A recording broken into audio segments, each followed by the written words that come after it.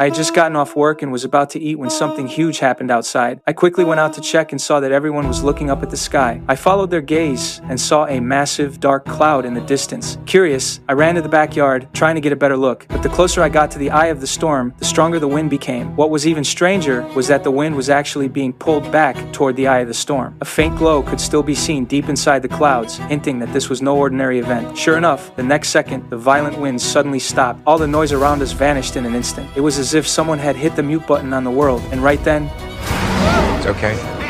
just as I finished speaking, the lightning began to strike even harder. At first, I tried to stay calm and comfort my daughter, telling her it was nothing. Then a bolt of lightning struck right in front of us. I quickly grabbed my daughter and ran back into the house. At that moment, they still had not truly realized how serious the situation was. It's okay.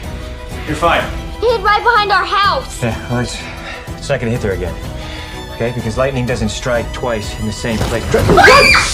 My daughter and I hurried under the table to hide. Outside the window, the lightning kept striking the exact same spot again and again. After a long time, the lightning finally began to settle down. I went downstairs and only then discovered that every electronic device in the house had stopped working. At the same time, the street outside had already fallen into chaos. Broken down cars were parked randomly along the road, and panic was spreading quickly through the crowd. In the crowd, I found my son Robbie, who had rushed back home. After hearing what he said, I learned that the lightning had struck the same spot near the church on Lincoln Avenue 26 times in a row. A deep crater had already been blasted into the ground. I told Robbie to go home first and look after his sister while I headed to Lincoln Avenue to see what was going on. By the time he arrived, Lincoln Avenue was already packed with people. I pushed my way into the crowd and saw that the crater created by the lightning was still giving off waves of heat. The broken stones scattered around it had also turned crystalline from the extreme temperature. Just then, someone suddenly noticed that the crater was shaking. Before anyone could react, the ground began cracking outward rapidly from the crater.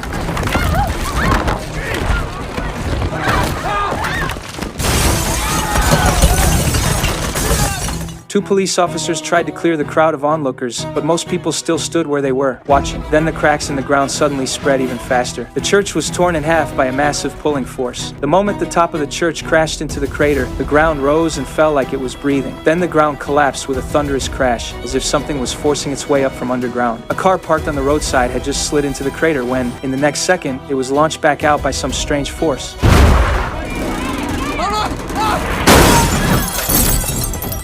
Then the crowd saw a gigantic object slowly rise from the crater.